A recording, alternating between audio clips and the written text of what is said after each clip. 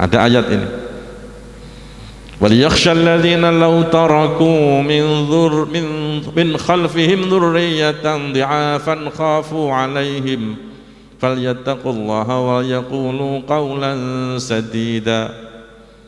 وَلْيَخْشَى الَّذِينَ لَوْ تَرَكُوا, dan hendaklah takut kepada Allah orang-orang yang sekiranya meninggalkan min khalfihim dzurriyyatan dhi'afan khafu 'alaihim, meninggalkan keturunan-keturunan yang lemah-lemah yang mereka itu khawatir terhadap kesejahteraannya. Falyattaqullaha, karena itu takutlah kepada Allah. Wal yaqulu qaulan sadida, dan hendaklah mereka berbicara dengan tutur kata yang benar. Jadi mengingatkan kita jangan sampai meninggalkan keturunan-keturunan yang lemah. Dalam konteks ayat ini memang lemah secara ekonomi, dan iso jangan meninggalkan keturunan yang lemah secara ekonomi. Tetapi yang tidak kalah pentingnya adalah lemah dari sisi imannya. Itu bahaya, itu lebih parah lagi.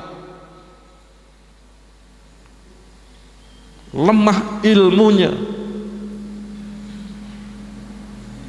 suruh nyari keturunan yang kuat dan sehat, karena itu nek kawin tidak boleh dekat-dekat jaraknya, mahram tidak boleh, karena keturunannya itu nanti lemah-lemah, lemah akalnya, lemah mentalnya. Diharamkan dalam Quran itu mengawini mahram itu, karena apa? Keturunannya itu mengakibatkan lemah, tidak baik sisi keturunannya. Nah, supaya tidak meninggalkan keturunan yang lemah, cari istri yang jauh nasabnya sejak awal, kemudian berikan pendidikan yang terbaik. Insya Allah kalau sudah diberikan pendidikan yang terbaik, kemudian dididik agama yang cukup, meskipun tidak ditinggali kekayaan yang banyak, dia sudah bisa mandiri, ya boy. Tetapi kalau ditinggali kekayaan yang banyak, pendidikan tidak diperhatikan, imannya tidak diperhatikan, harta itu kan lama-lama habis, ya bu ya. Harta itu lama-lama habis, dia bisa jadi miskin. Kalau orang sudah miskin, lemahnya, imannya lemah, ilmu tidak punya, diajak imannya berubah kepada agama yang lain menjadi mudah, gampang katut. Karena orang fakir itu kalau imannya tidak kuat, dia akan mudah terombang-ambing ke sana kemari. Orang kaya aja kalau imannya lemah juga masih mudah diombang-ambingkan, apalagi miskin, ya. Nah, karena itu Bapak sekalian, pendidikan bagi anak itu penting. Jangan hanya pendidikan sekolah-sekolah yang penting menguasai sains, pinter robotik, pinter olimpiade matematika, itu hanya satu sisi ilmu. Tetapi ada ilmu-ilmu yang lain yang justru untuk mendukung kehidupan orang itu di dunia, kehidupan sosialnya, tetapi juga kehidupan di akhirat nanti. Orang pinter robotik itu belum tentu dia pinter bergaul dengan temannya, masih butuh ilmu sosial. Orang pinter robotik belum tentu dia pinter sholat. Ilmu robotik juga perlu, ilmu fisika penting, tetapi ilmu yang lain ini juga perlu diperhatikan. Ilmu-ilmu agama ini juga penting, gitu loh Pak. Jadi dibekali dua-duanya. Jadi secara keilmuan untuk mewarisi dunia dia mempunyai, kemudian untuk jangka panjang yaitu akhirat dia juga punya. Alhamdulillah kita ini punya sekolah-sekolah, ya Pak ya, punya sekolah-sekolah. Ada SD Muhammadiyah Noyontaan. Insya Allah kalau di situ agama juga dapat, ilmu umum juga dapat, ada TPQ-nya, itu kan, ada pelajaran akidah, ada akhlak. SD Muhammadiyah yang lain juga demikian, Bendan, kemudian yang di Panjang. Tapi tidak cukup hanya di sekolah dasar, Bapak sekalian. Sekolah dasar itu kadang-kadang TPQ itu rame, kalau anak-anak sekolah SD TPQ rame. Setelah masuk SMP Coba yang masih mau masuk TPQ anaknya ada berapa? Sudah selesai. Dikira belajar agama itu cukup di TPQ. Akhirnya ketika SMP dia sudah tidak belajar agama, tidak belajar di TPQ lagi. Inilah terjadi, terputus ilmunya. Dulu belajar ngapalkan ini, ngapalkan ilmu tajwid, setelah SMP tidak mau lagi TPQ, tidak mau belajar agama, sudah putus. Padahal ilmu yang di TPQ kan ilmu hafalan yang masih dasar-dasar. Lanjutannya ini penting. Karena itu carikan sekolah-sekolah SMP yang bagus, sanawiyah yang bagus. Bagus itu bagaimana Pak? Bukan hanya prestasi akademiknya, tapi ada perpaduan ilmu tadi. Kita di Pekalongan punya MBS, Muhammadiyah Boarding School, jadi Mas Mansur, Pondok Pesantren Muhammadiyah. Kita persiapkan anak-anak kita di situ untuk tidak hanya belajar ilmu umum saja, tapi juga belajar agama yang cukup, yang insya Allah bisa membekali anak-anak kita untuk menghadapi kehidupan ke depan. Juga bisa bagaimana berbakti kepada orang tua, gitu loh. Berbakti kepada orang tua. Ada SMP Muhammadiyah, saya lihat kemarin sudah punya program unggulan, kelas tahfidz, ada lagi kelas apalagi kemarin, ada program SMP-mu Muhammadiyah yang kita punya itu, punya 3 program unggulan, apa kemarin itu saya lupa itu, saya lihat di brosurnya. Artinya akan sudah mulai mencoba untuk mempertemukan antara dunia ini dengan agama, dan itu sudah lama sebenarnya di Muhammadiyah. Cuma penekanan-penekanannya yang mungkin perlu ditegaskan. Nah, kita sudah punya di Pekalongan punya sekolah-sekolah ini. Ada MTS Muhammadiyah. Nanti akan kita lanjutkan sampai aliyahnya atau SMA-nya. Jadi kita punya Muhammadiyah Boarding School Haji Mas Mansur, itu nanti tingkatnya adalah SMP, SMA, 6 tahun. Dan alhamdulillah akhlaknya anak-anak itu sudah bisa kita lihat. Maksudnya kalau saya datang itu sudah datang dan salamannya ya, kita tidak ingin dihormati gila hormat, tapi anak-anak sudah punya akhlak. Ketika datang ustadznya dicium tangannya. Mungkin kalau pulang juga sudah mulai begitu. Kalau dulu pulang ya pelocan pecit, sekarang mungkin ketemu ibunya cium tangan ibunya, kan gitu. Cium tangan ayahnya, mendoakan ayahnya. Ini perlu kita siapkan Bapak Ibu sekalian untuk mendapatkan keturunan-keturunan yang baik ini. Ya. Dan ini kalau perintah menjaga Al-Quran ini ya, menjaga anak jangan sampai menjadi anak yang lemah. Nah, saya ingin mengambilkan ini. Idza matal insanu in qata amalu illa min salasati asya'in. Pertama, sedekah jariyah. Kalau orang itu sudah meninggal dunia, akan terputus amalnya. Kalau hari ini jenengan masih bisa infak, masih bisa sholat duha, masih bisa sholat fardu, tapi setelah meninggal dunia, apakah masih bisa sholat fardu? Apakah bisa sedekah? Apakah masih bisa berzikir? Apakah masih bisa membaca Al-Quran? Tidak. Semua sudah selesai. Tidak ada lagi pahala yang datang kecuali 3 hal. Apa? Shodaqatin jariyah. Shodaqah jariyah. Shodaqah jariyah itu shodaqah yang pahalanya terus mengalir. Para ahli syarah hadis menyebut dalam tafsirnya, penjelasan ini adalah apa itu? Wakaf. Yang paling gampang wakaf. Kalau infak sekarang, saya infak Pak, uangnya habis selesai. Ngasih orang makan, habis selesai. Itu sudah dapat pahala juga. Tapi ketika kita wakaf, dibuat bangunan sekolahan, dibuat masjid, dibuat pesantren, ya kan? Maka ketika pesantren itu, sekolah itu digunakan untuk taklim terus, Bapak Ibu masih mendapatkan pahalanya. Itu loh enaknya orang wakaf. Pak, saya tidak punya tanah untuk wakaf Pak. Tidak harus wakaf tanah, bisa tadi wakaf untuk bangunannya. Gitu. Pak, biasanya sak keramik, ya sudah sak keramik, tidak apa-apa. Itu insya Allah sudah menjadi bekal kalau Bapak Ibu sekalian meninggal dunia. Yang kedua apa? Ilmun yuntafa'u bih, ilmin yuntafa'u bih, ilmu yang bermanfaat, ilmu yang diamalkan kemudian disampaikan kepada orang lain. Orang lain menyampaikan kepada orang lain, diamalkan, disampaikan kepada orang lain. Wah, itu pahalanya juga terus mengalir. Itu enaknya seorang guru, ganjarannya oke.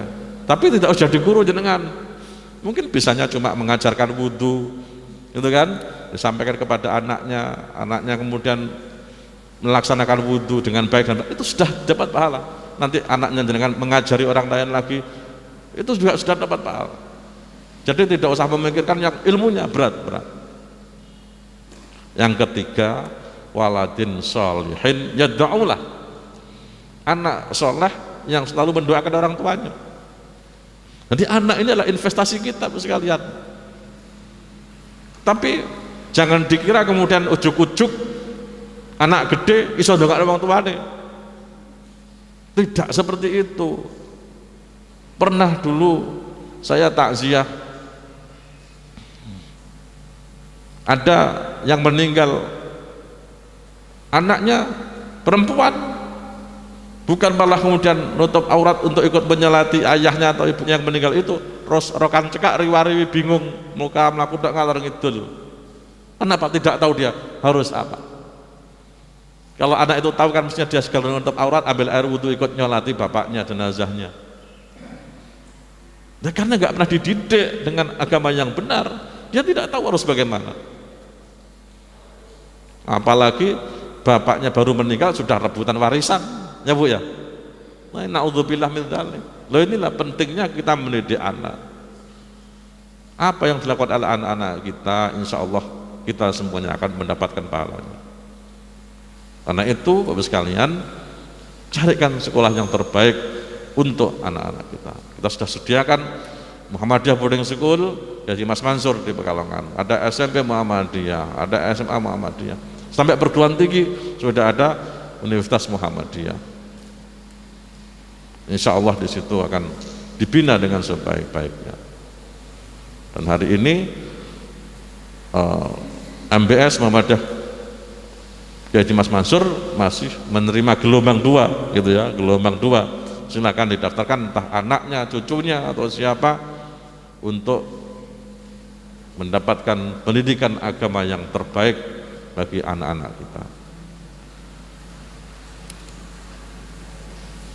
Hadirin yang dimuliakan Allah Subhanahu wa taala, terakhir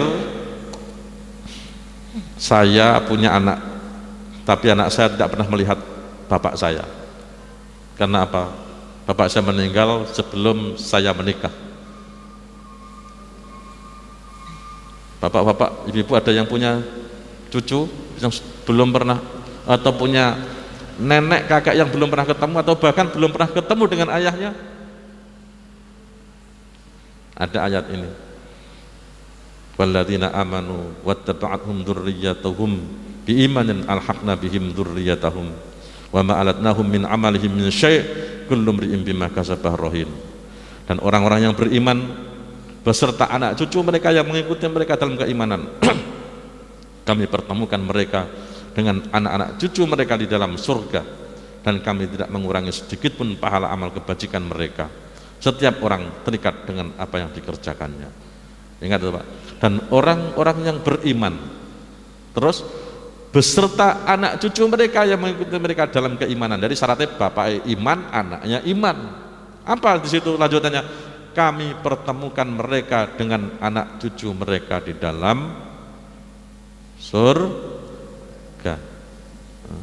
Kalau di dunia kita tidak ketemu dengan kakek kita, tidak ketemu dengan buyut kita, tapi kalau kita sama-sama iman akan dipertemukan oleh Allah di dalam surga. Pengen enggak Bu? Pengen. Tapi syaratnya imannya. Nah, menjaga iman inilah yang tidak mudah, ya, tidak mudah.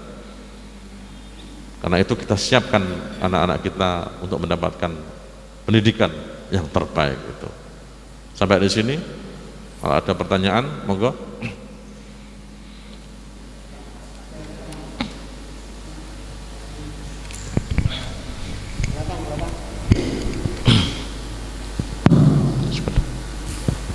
Assalamualaikum warahmatullahi wabarakatuh. Waalaikumsalam. Ustadz yang kami hormati, ingin ada pertanyaan sedikit tentang sedekah tadi ya Ustadz. Yeah. Kita bagi kami diwajibkan untuk sedekah. Pada suatu sedekah kita mungkin di satu masjid kita memberikan infak, tapi masjid itu untuk kegiatan yang mungkin kurang syar'i, mungkin yang tidak ada tuntunannya dengan Nabi kita Muhammad SAW. Apakah kita juga akan mendapatkan dari kegiatan, pahala kegiatan itu Ustaz? Terima kasih. Wassalamualaikum warahmatullahi wabarakatuh. Terus?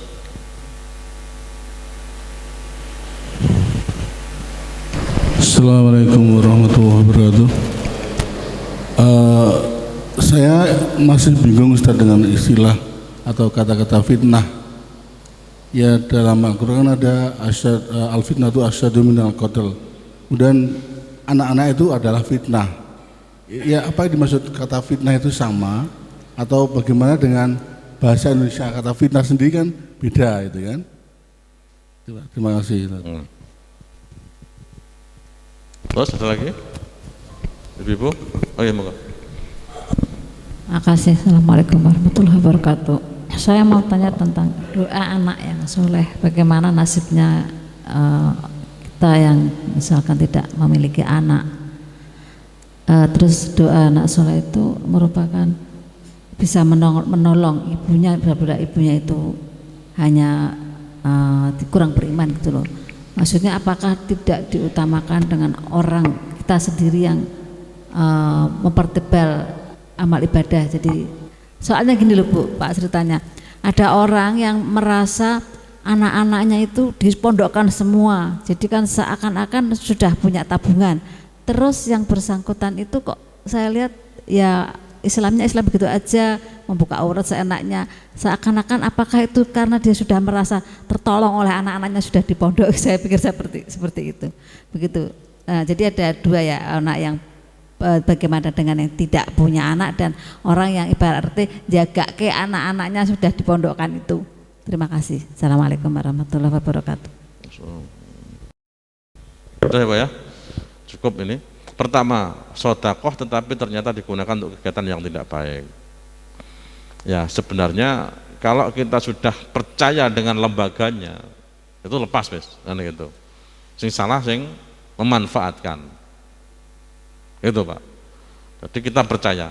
Tetapi kalau kita mengetahui lembaga itu tidak kredibel, tidak bisa dipercaya, ya jangan ke situ. Atau kita tegur takmirnya, panitianya, Pak, maaf, ini kan uang infak, kenapa kok digunakan untuk yang tidak benar? Nah, cuma saya tidak tahu ini konteks jenengan mengatakan untuk kegiatan yang tidak baik itu yang seperti apa.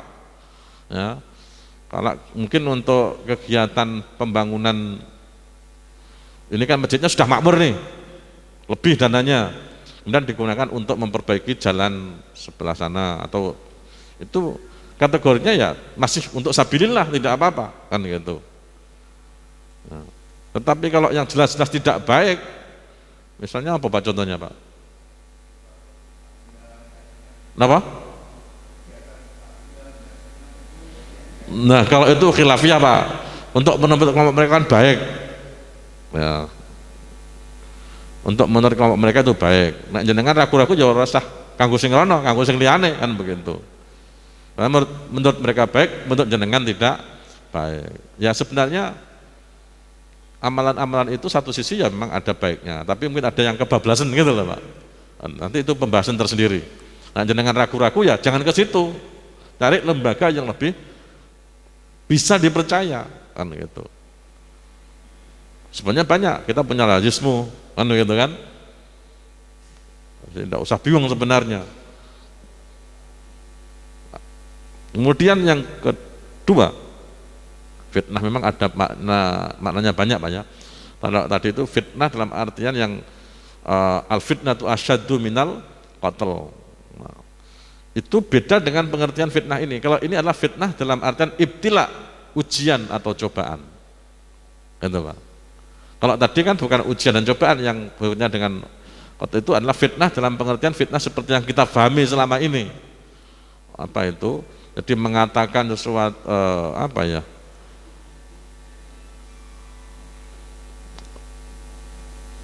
mengatakan bisa jadi membawa berita yang tidak benar, itu kan, kelompok ini begini, akhirnya terjadi peperangan. Nah itu, atau terjadi suatu adu kelompok ini menjadi terjadi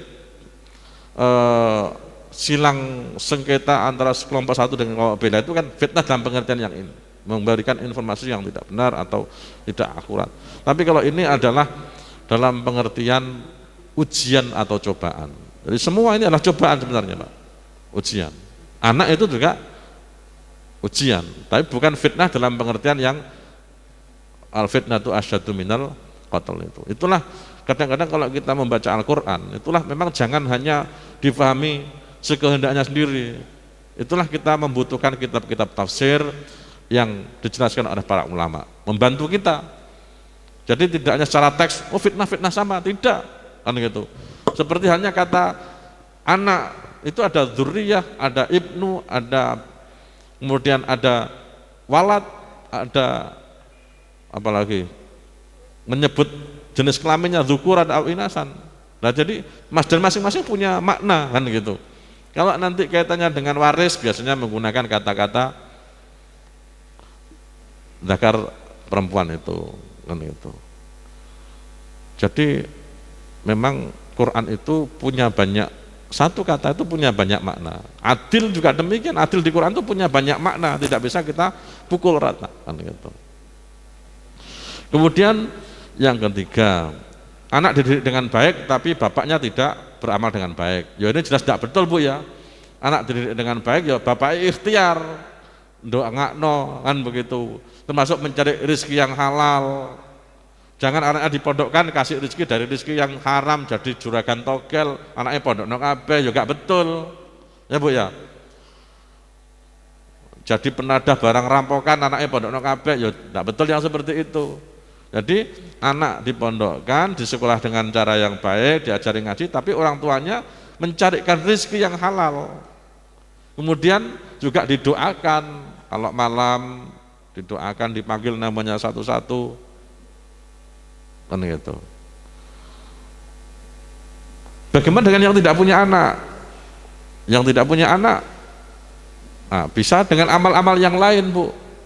Tadi kan ada pilihannya sedekah jariyah, ya kan?